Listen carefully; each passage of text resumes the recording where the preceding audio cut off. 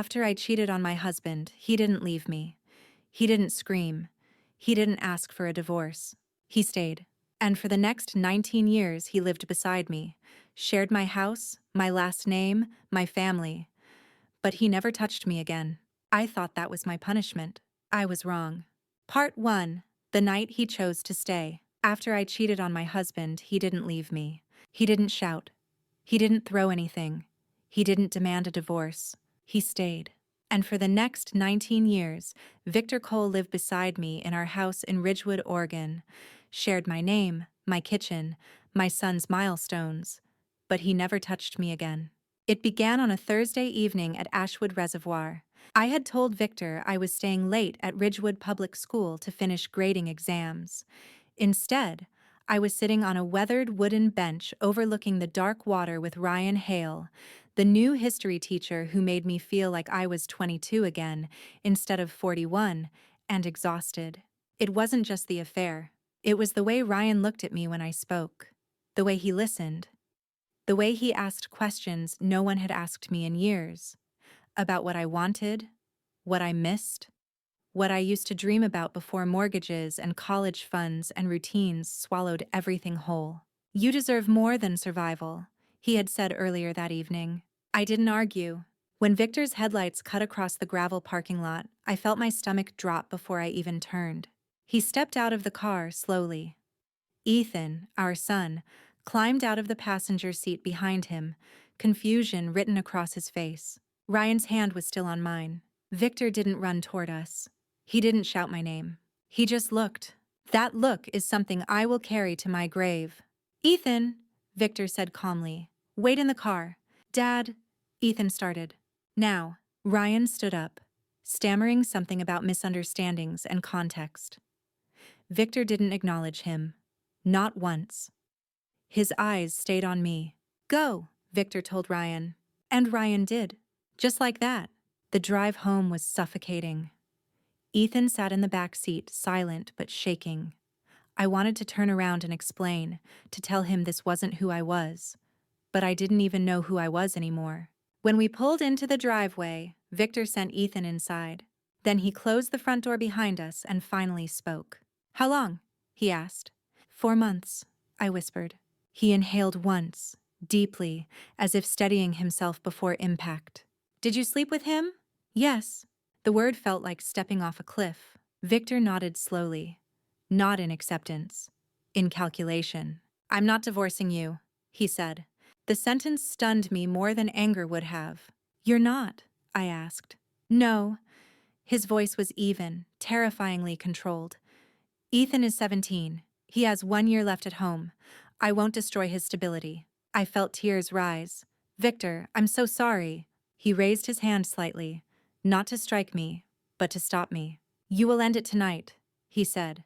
"You will not speak to him again. You will not humiliate this family further." "I will," I said immediately. "I promise." He walked past me into the bedroom. I followed, heart pounding. He opened the closet, pulled out a blanket and pillow, and walked back into the living room. "What are you doing?" I asked, though I already knew. "From tonight forward," he said, placing the pillow on the couch, "we are no longer husband and wife." The words hit harder than any slap could have. "I'll sleep here," he continued. "In public, we remain married. In front of Ethan, we are united. But privately, that part of us is over." "Victor, please." I stepped toward him instinctively. He stepped back. That single step backward felt like a door slamming shut. "I won't touch you again," he said quietly. Not shouted, not dramatic, just a decision. 19 years would pass before he broke that promise. That first night, I lay alone in our bed, staring at the ceiling, listening to the faint sound of him shifting on the couch. The house felt colder already. I texted Ryan, "It's over. Don't contact me again." He replied instantly, "Marianne." I blocked the number before the message finished.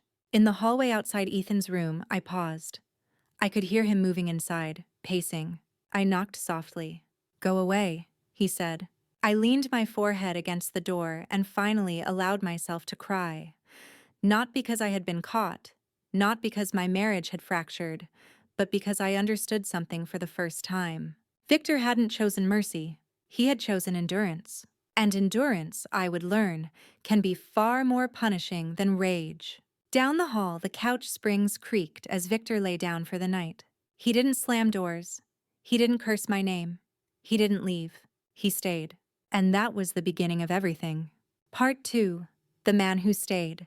Victor didn't move back into the bedroom. Not the next night. Not the next week. Not after Ethan left for college. He kept his pillow on the couch, as if it had always belonged there. The morning after Ashwood Reservoir, I woke to the smell of coffee. For one irrational second, I forgot what had happened. Then I stepped into the hallway and saw him sitting at the dining table, fully dressed, reading the paper as if nothing in the world had shifted. "There's coffee," he said without looking up. That was the tone he adopted from then on, neutral, measured, almost courteous, polite strangers sharing a house. Ethan barely spoke to me that day.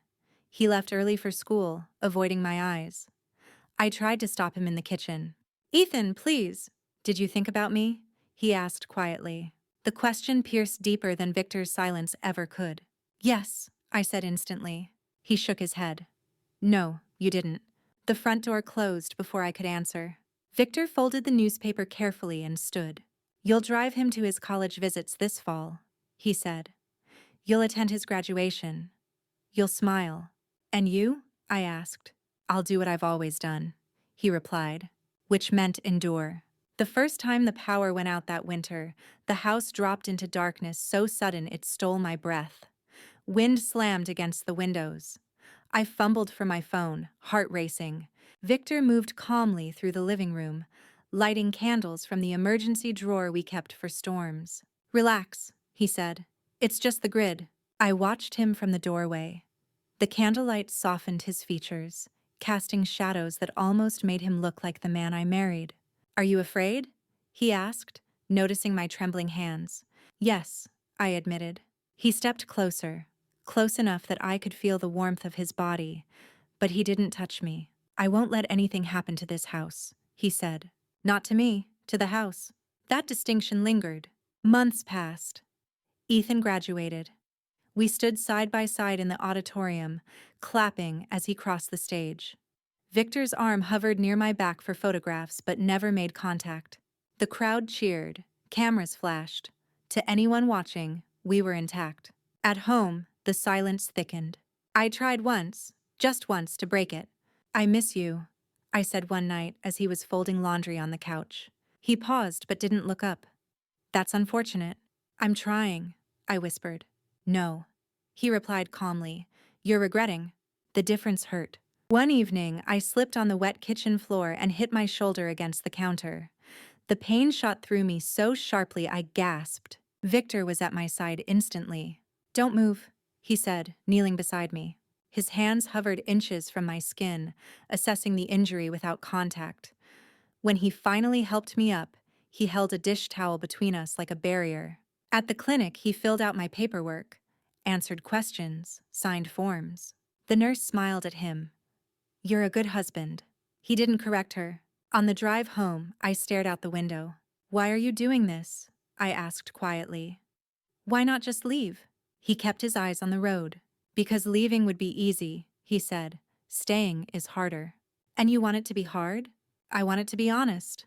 That night, I lay awake listening to the steady rhythm of his breathing from the living room. I began to understand something about punishment.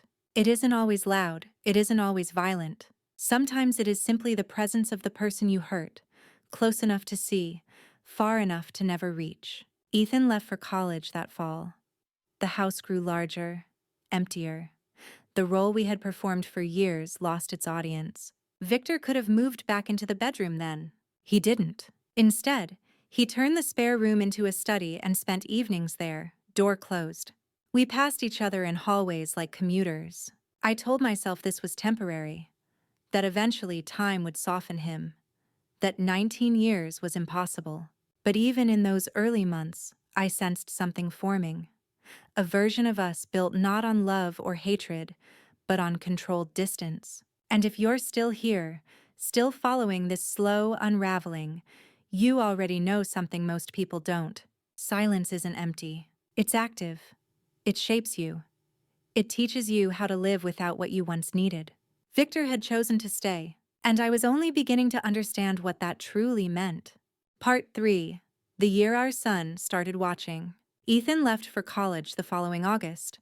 Victor and I drove him to Boise in near silence, the back seat packed with boxes and folded blankets.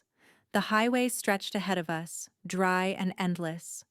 Ethan talked about his classes, his roommate, the campus gym. Victor listened carefully, asking practical questions. Tuition, textbooks, schedules. I stared out the window, counting telephone poles. When we unloaded his things into the dorm room, Ethan hugged Victor first. It was tight, genuine. When he turned to me, his embrace was brief. "Take care of Dad," he said quietly. The words weren't cruel, they were deliberate. On the drive home, Victor turned off the radio. "We did our job," he said finally. "Our job?" I repeated. "Getting him there without breaking him." "And now?" I asked. Victor didn't answer. That was the first time I felt the true weight of the empty house. When we stepped inside that evening, the silence wasn't protective anymore. It was exposed.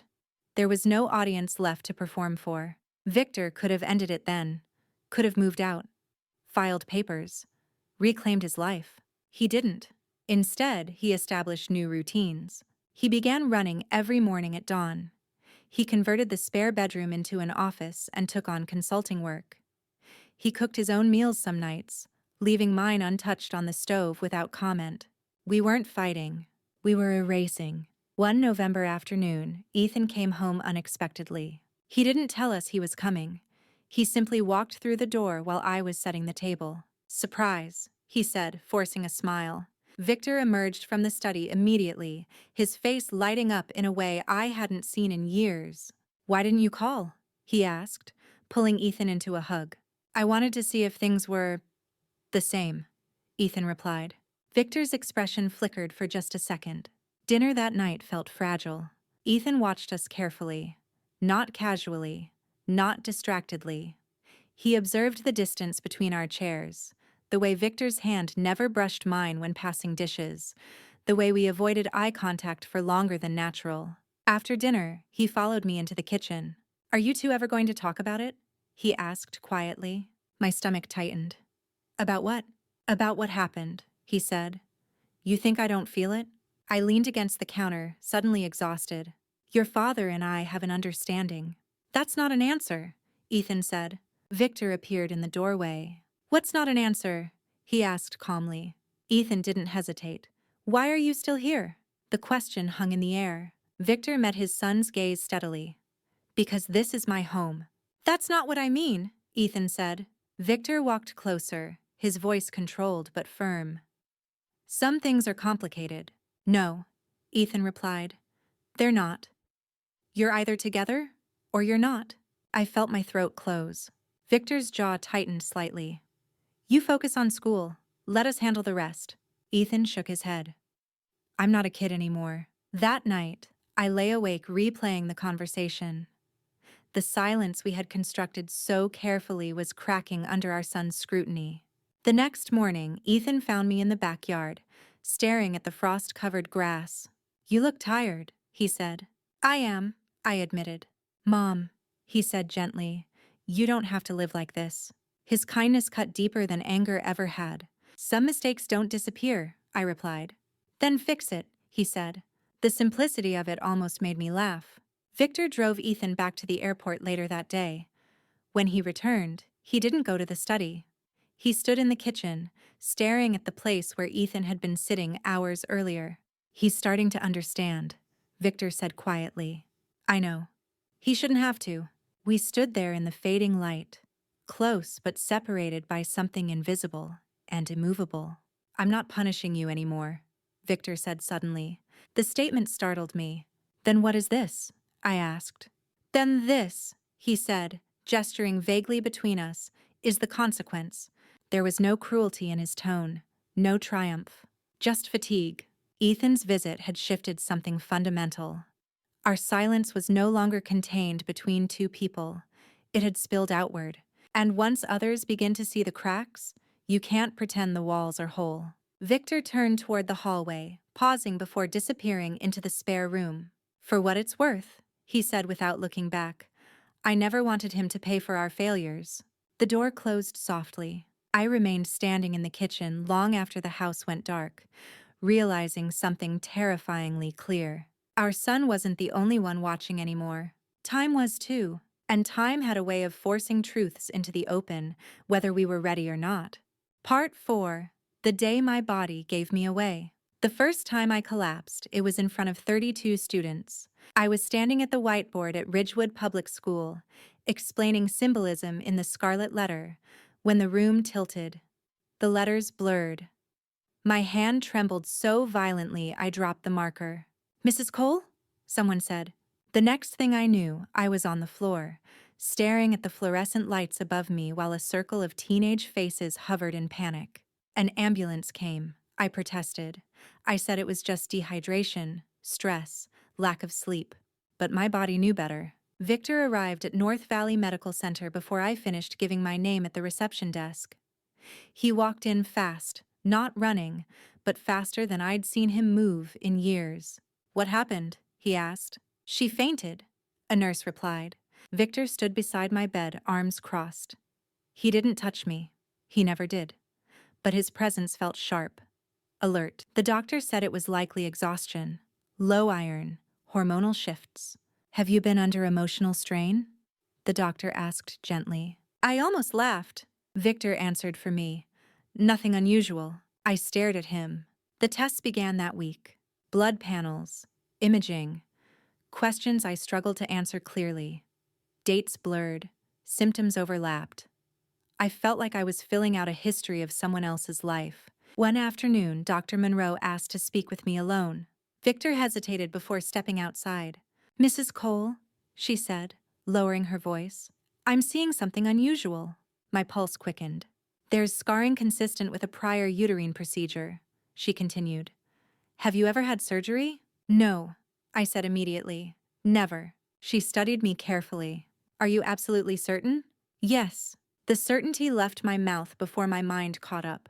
She turned the monitor toward me.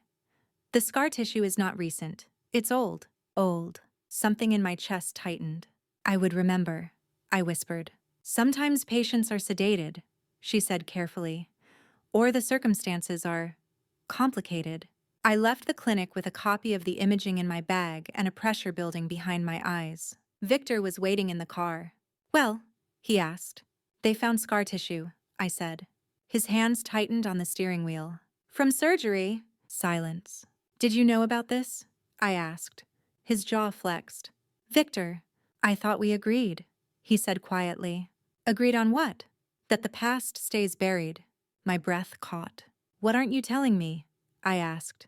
He didn't answer. That night, I couldn't sleep. Memories flickered like damaged film. Long nights after Ashwood Reservoir, swallowing sleeping pills just to quiet my thoughts.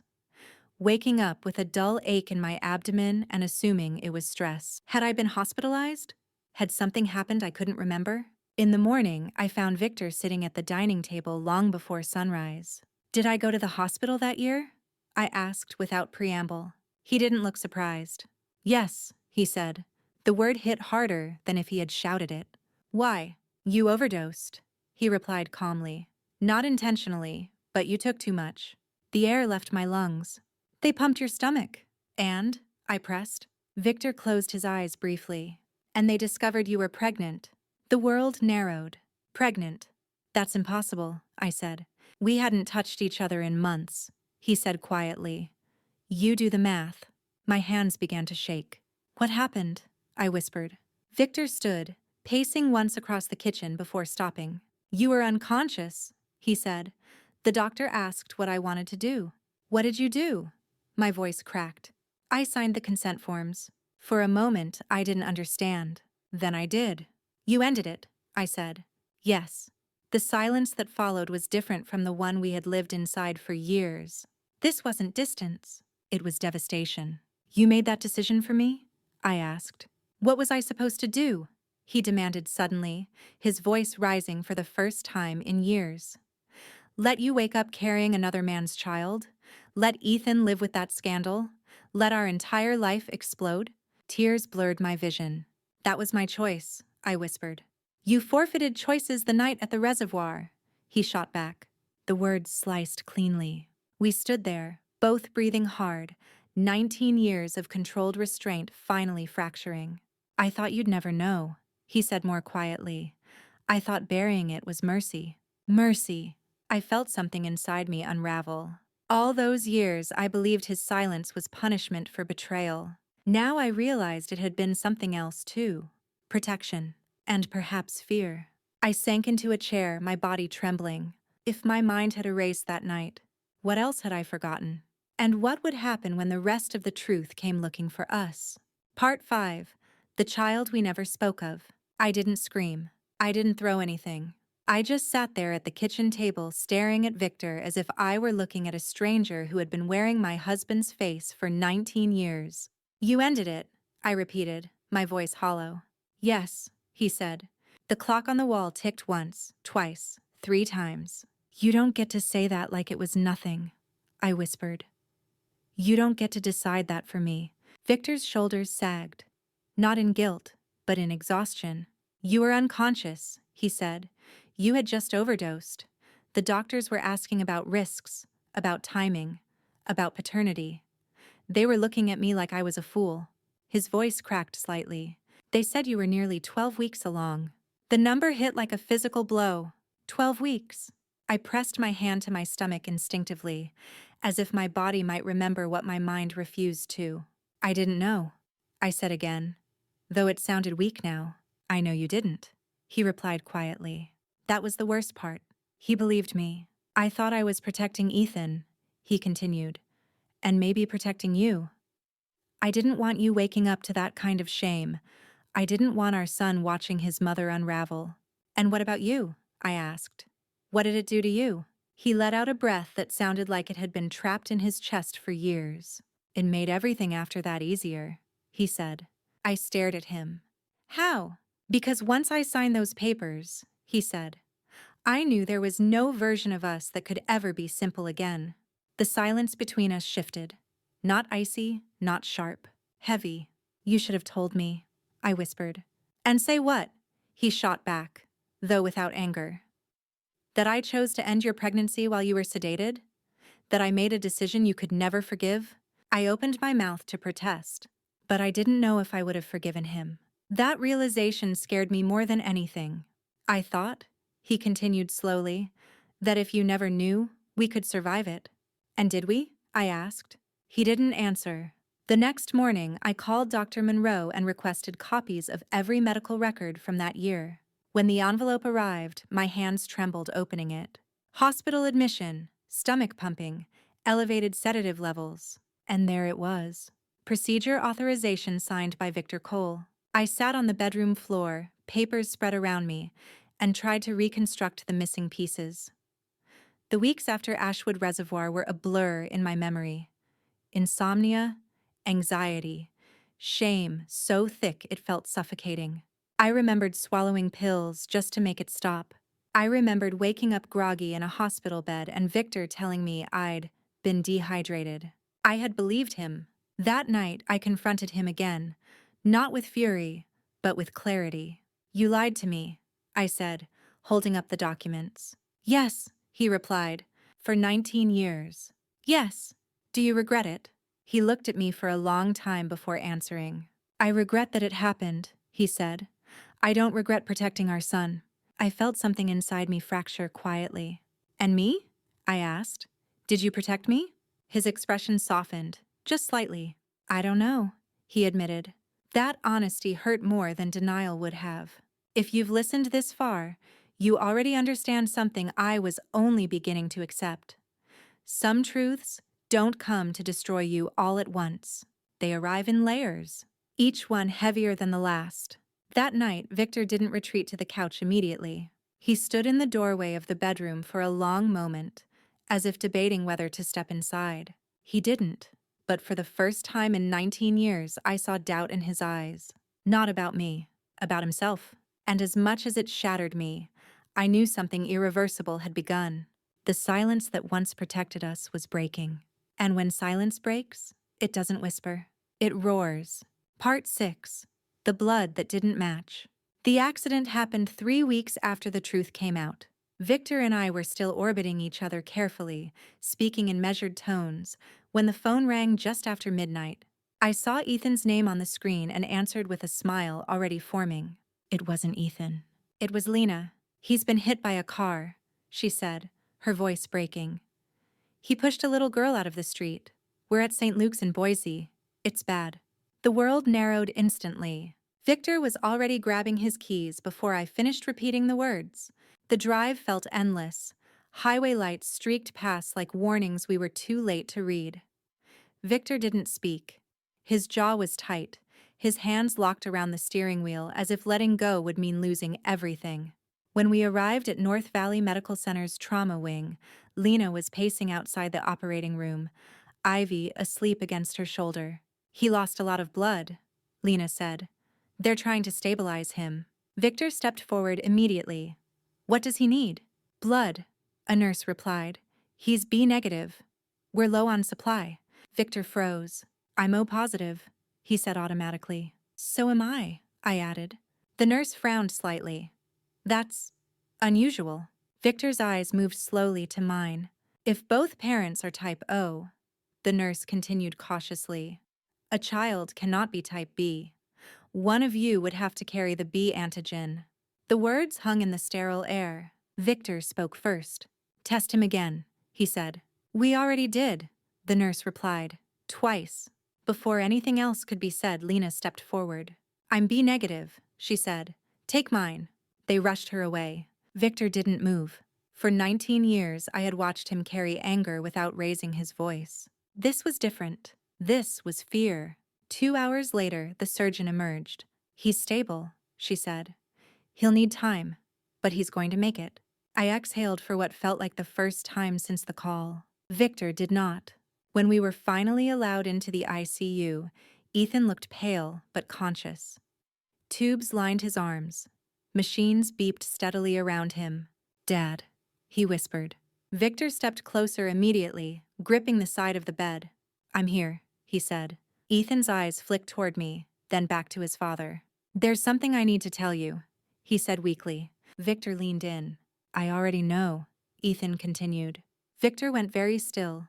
I did a DNA test 2 years ago, Ethan said, each word costing him effort. I found old medical records. I knew something didn't add up. My heart pounded so loudly I thought the machines might register it. What did it say? Victor asked quietly.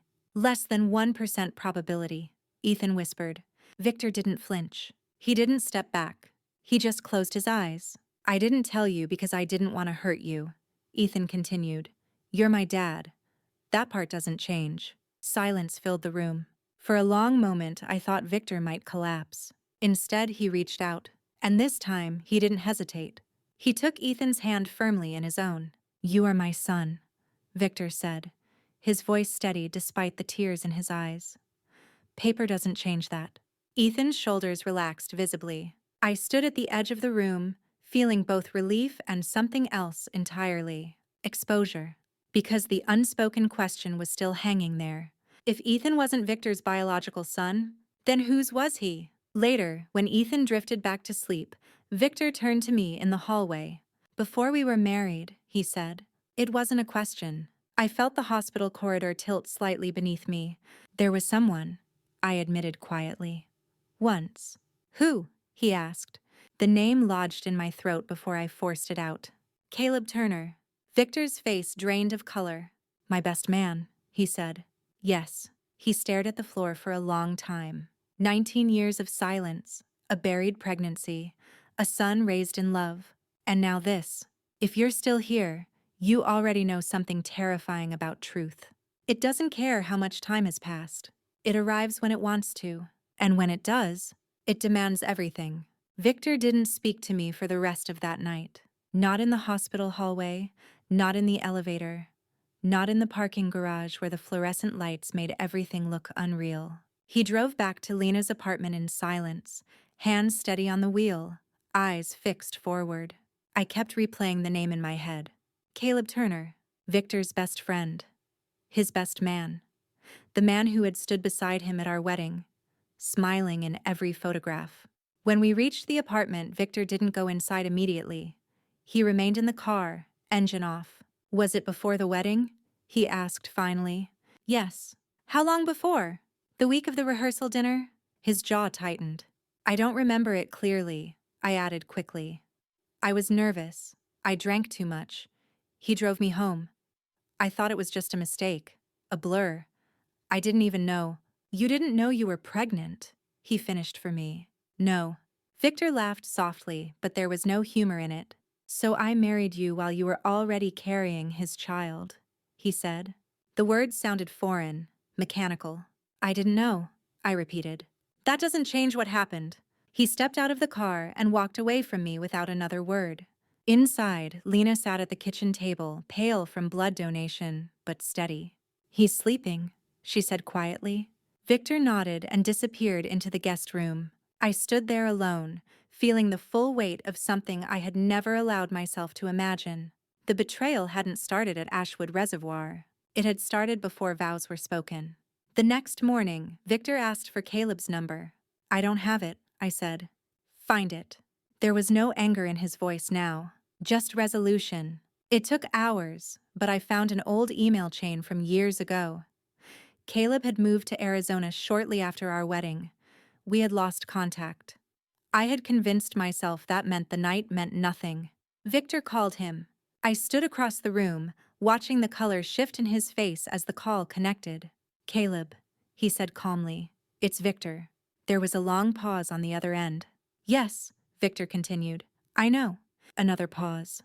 Did you? Silence. Victor closed his eyes briefly. When? He asked. More silence. Then Victor ended the call. He knew, Victor said quietly. My heart stopped. He suspected, Victor clarified. But you told him it wasn't possible. I sank into a chair.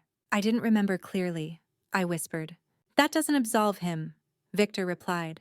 But it doesn't absolve you either. He walked into the bedroom and shut the door. That afternoon, I went back to the hospital alone. Ethan was awake, propped up against pillows. Dad talked to him, he said immediately. You knew? I asked. Ethan nodded slowly.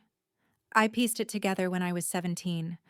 Blood types, dates, mom. I didn't want to believe it. I didn't either, I said. He looked at me carefully. Do you love Dad? He asked. The question startled me. Yes, I said without hesitation. Then stop hiding, he replied. You both keep surviving instead of deciding. I sat beside him, tears gathering in my eyes. Are you angry at me? I asked. I was, he admitted. But I'm more afraid of losing both of you. That fear lingered with me long after I left.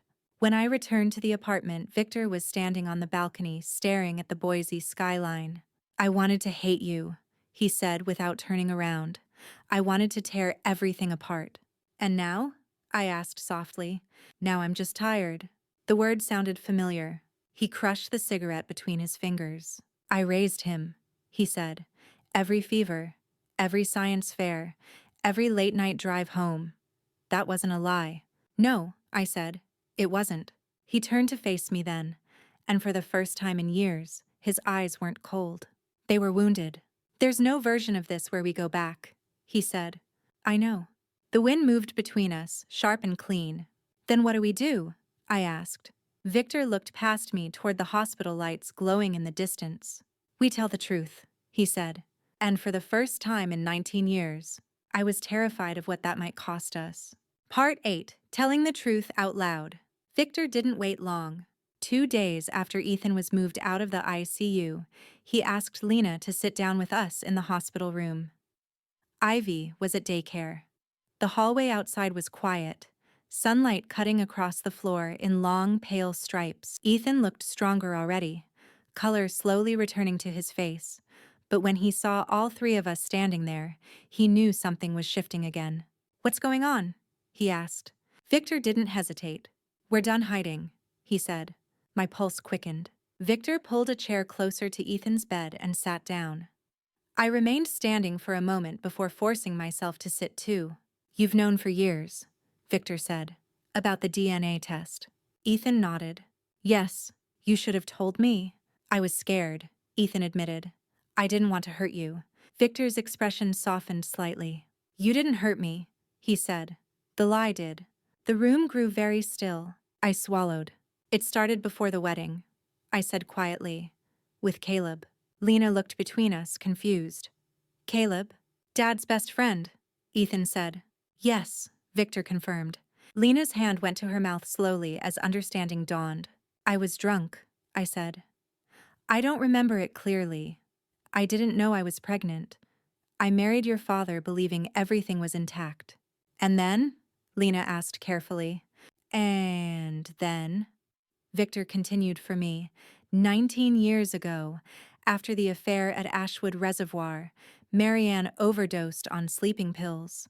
At the hospital, they discovered she was pregnant again. Lena's eyes widened. I made the decision to end that pregnancy, Victor said steadily. The room fell silent. Ethan stared at him. You what?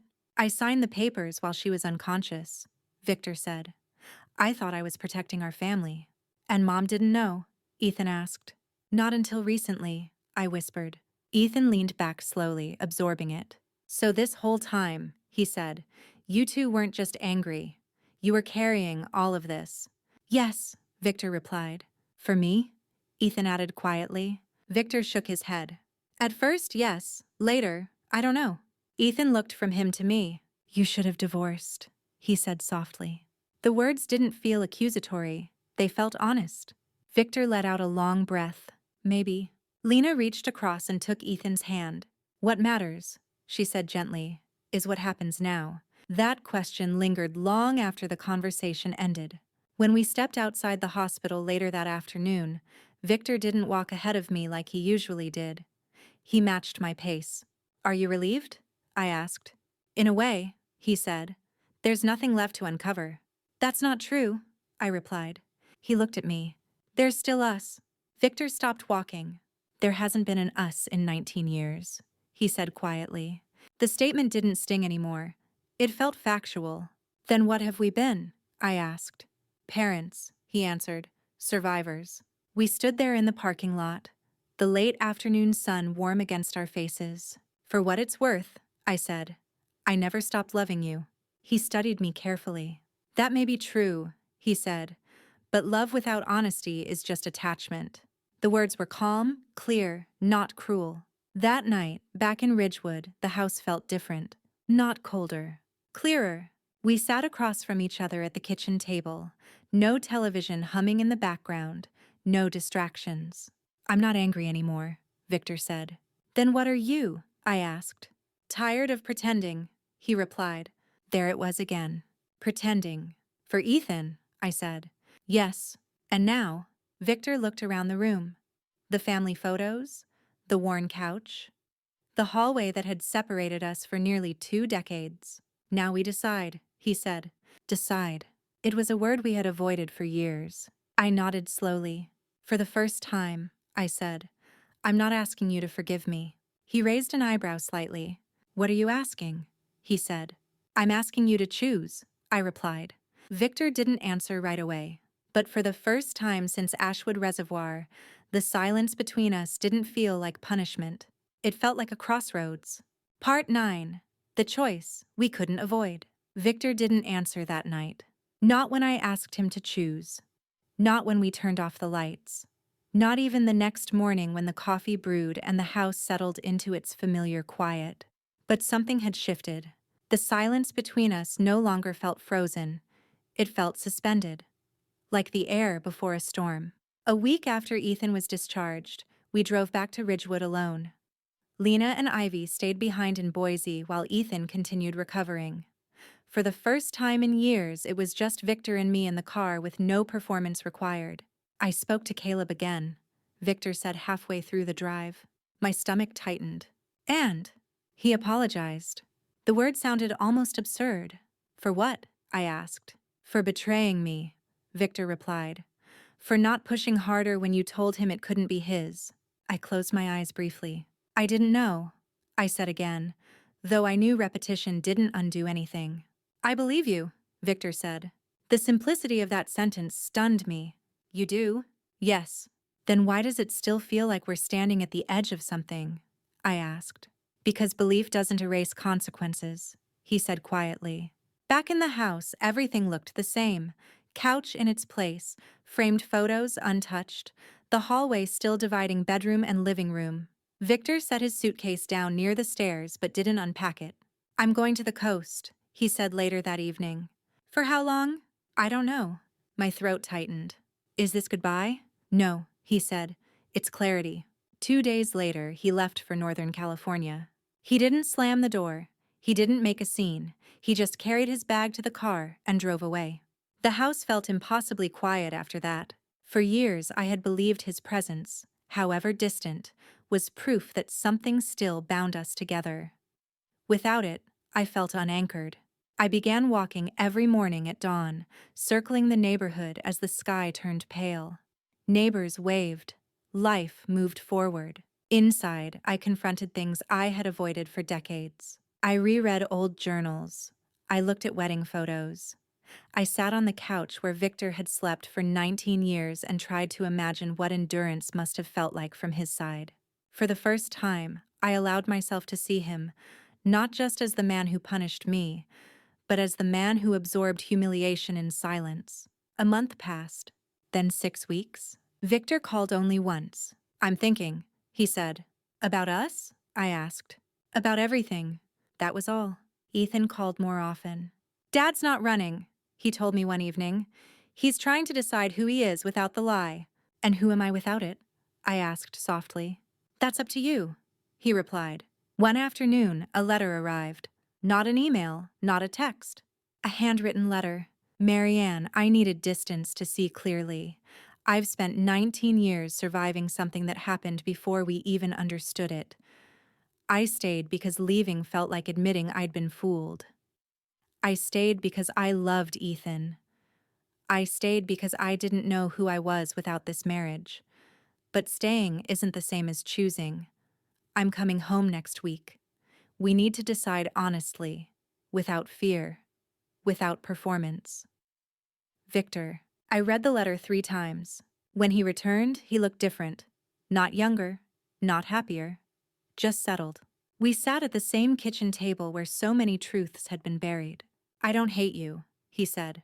I know. I don't even blame you entirely, he continued. We were young, careless, afraid. And now? I asked. Now I'm tired of living half a life. The words landed gently. What are you saying? I asked. I'm saying we need to separate, he said. Not because I don't care, but because caring isn't enough. Tears came, but they weren't frantic. They were steady. We stay a family, he added. For Ethan, for Ivy. But we stop pretending we're something we're not. The strange thing was, I didn't argue. For the first time in 19 years, his choice didn't feel like punishment. It felt like truth. And truth, I was finally beginning to understand, doesn't always destroy you. Sometimes, it sets you free. Part 10. What we chose to keep. We signed the papers on a Tuesday morning. No shouting, no lawyers circling for advantage, no division of furniture marked with tape. Just 2 people sitting across from each other in a quiet office in Ridgewood, Oregon, acknowledging that the version of love we once had no longer existed. Victor signed first. I watched his hand move steadily across the page, the same hand that had once worn a wedding ring beside mine, the same hand that had slept inches from me on the couch for 19 years without ever reaching across the distance. When it was my turn, I didn't hesitate. The judge called it amicable. That word felt almost ironic. Outside the courthouse, the air was crisp. Early autumn. Leaves beginning to turn. Are you okay? Victor asked. It was the first time in a long time he had asked about me. Not about the house, not about Ethan, not about logistics. Yes, I said honestly. And for once, it wasn't a performance. We told Ethan together. There were no tears on his end. Only a long silence. Are you both sure? He asked. Yes, Victor replied. We're not breaking the family, I added. We're just redefining it. Ethan exhaled slowly. I think you should have done this years ago, he said gently. He wasn't wrong. Lena took my hand when we visited Boise the following weekend. Ivy climbed into Victor's lap without hesitation. Nothing in her small world had changed. And maybe that was the point. Victor and I had mistaken endurance for stability. But stability built on silence cracks eventually. A week after the divorce was finalized, Victor came by the house to collect the last of his things. A few books, some files, the old leather chair from the study. We stood in the doorway longer than necessary. "For what it's worth," he said quietly, "I don't regret loving you." The word surprised me. "I don't regret loving you either," I replied. He nodded once. "We just loved badly?" I almost laughed at the simplicity of it. When he left, the house felt different. Not emptier, not colder. Honest. That night, I sat alone at the kitchen table and thought about the last 19 years. About Ashwood Reservoir, about the hospital, about the blood test, about the letter from the coast. For so long, I believed my punishment was his silence. Then I believed it was the truth. Now I understand something else. The real consequence wasn't losing my husband. It was living decades without choosing courage sooner. If you've stayed with this story until now, you already know something most people don't admit. Silence feels safer than truth.